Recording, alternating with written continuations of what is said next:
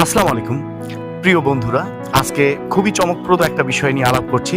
এটা হচ্ছে বার্লিন প্রাচীর ভাঙার ইতিহাস। আসলে বার্লিন প্রাচীর কিভাবে কি হয়েছিল দ্বিতীয় বিশ্বযুদ্ধের পরে অত বিস্তারিত আলোচনায় যাচ্ছি না। মূলত জার্মানিকে দুই খণ্ড করে দেওয়া, পূর্ব জার্মানি এবং পশ্চিম জার্মানিতে, এটাই ছিল উদ্দেশ্য। তো সেই বার্লিন প্রাচীর ভেঙেছিল 1989 সালে নভেম্বরে, আপনারা জানেন। তো এটা যে ভেঙেছিল, তো ভাঙার যে ইতিহাসটা, এটা আজকে বলছি।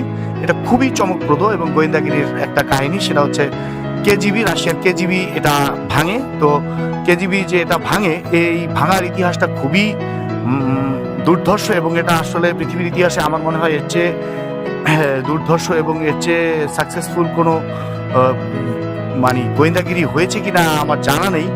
তো এই উপমহাদেশে চাণক্যর কিছু গোয়েন্দাগিরি আছে, সেসব নিয়ে পরে আলোচনা করবো। তো আজকে কেজিবির এই সাফল্যের যে গল্প, এটা করছি।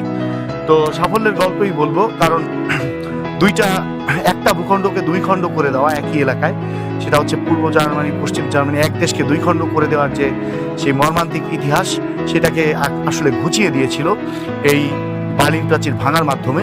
তো এইটা কিভাবে করলো, এটা আমি সোর্সের মাধ্যমে দিয়ে দিচ্ছি রেফারেন্স, অর্থাৎ হচ্ছে এটা আলোচনাতে এমন কোনো সমস্যা নেই, কেননা আমি কিন্তু মূলত আপনার সিএনএন এর নিউজের বরাতে এটা বলছি। সিএনএন এই ব্যাপারে ডকুমেন্টারি রয়েছে, সিএনএন এর ডকুমেন্টারি আপনারা দেখে নিতে পারেন এবং যাচাই করে নিতে পারেন। সেখানে বলা হচ্ছে আসলে বার্লিন প্রাচীর ভাঙার জন্য কেজিবির উপরে অ্যাসাইনমেন্ট ছিল, এবং এখানে মিস্টার পুতিনকে হচ্ছে আপনার অ্যাসাইন করা ছিল।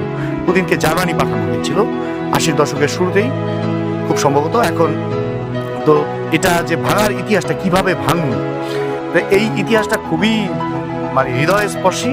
সেটা হচ্ছে এই প্রাচীরটা যে ভাঙার জন্য একই দেশ কিন্তু দুই খণ্ড হয়ে গেছে।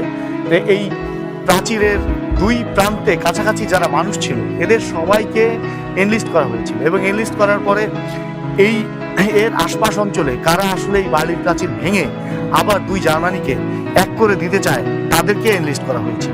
এবং এনলিস্ট করার পরে এরা যদি ভাঙে, এই ভাঙতে আসলে জার্মানিকে এক করে দিতে যদি যারা আসবে, তাদেরকে কারা বাধা দিবে, এদেরকেও আইডেন্টিফাই করা হয়েছে এবং এনলিস্ট করা হয়েছে।